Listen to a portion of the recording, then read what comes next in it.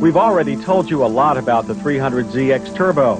With its twin-turbo V6 turning out 300 horsepower, acceleration is brisk to say the least.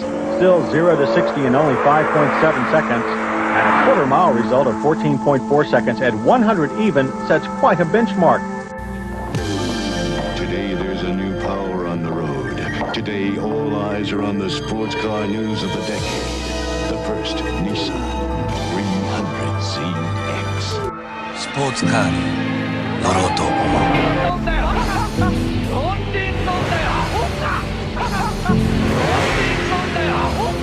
川端2本目でさらに攻める。1本目は70点台ちょっと失敗をしました。